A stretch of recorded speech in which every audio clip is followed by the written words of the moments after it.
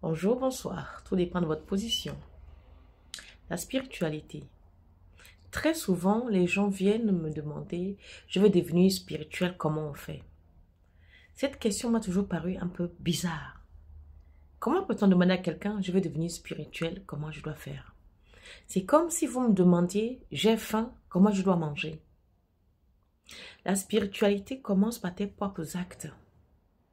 La spiritualité, pour moi, qui suis devant vous, ce n'est pas la Bible, ce n'est pas le Coran. Ce sont tes faits et gestes que tu poses, les actes que tu poses tous les jours. Ton comportement avec les autres, ton comportement avec toi-même, ton comportement avec tes ancêtres, ta propre foi privée, pas la foi dans une église, pas la foi dans une congrégation, pas la foi dans une foi organisée, non. Ta foi personnelle et privée. Où est-ce que tu en es? Je ne te parle pas du Coran, ni de la Bible, ni du vaudou, non. Ton propre ressenti vis-à-vis de la spiritualité, tu te sens comment? Ça commence par là.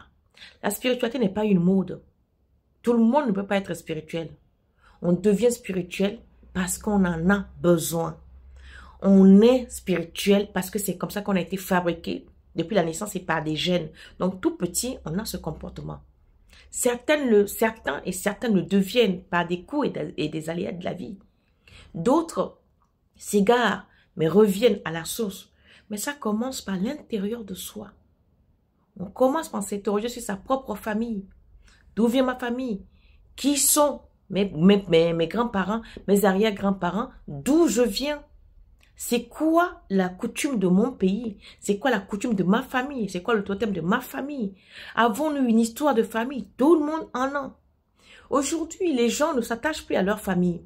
Les gens n'ont même pas la généalogie de leur famille spirituelle. C'est-à-dire, nos familles nous ont légué beaucoup de choses. Mais par l'avènement des religions modernes, beaucoup ont jeté les choses aux orties. Les grands-parents ont caché beaucoup de vérités aux enfants.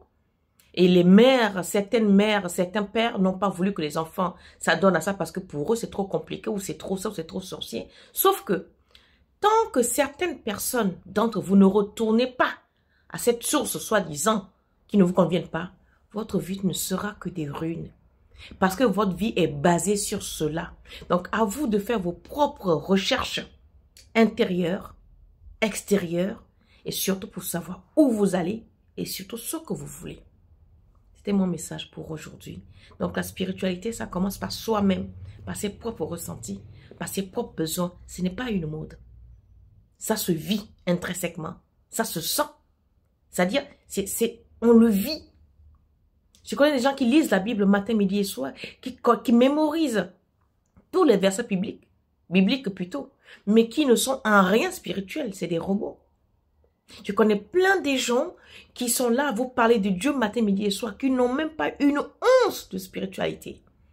Un fou habillé dans la rue est beaucoup plus spirituel que beaucoup de faux pasteurs et faux qui lisent la Bible matin, midi et soir. Beaucoup. Donc la spiritualité, c'est soi. C'est ta propre relation que tu as avec Dieu et avec les autres. Ce n'est pas une mode, ce n'est pas une obligation, c'est un ressenti. Quand tu l'auras ressenti, on pourra en parler. À bientôt. Portez-vous bien, likez, partagez, abonnez-vous.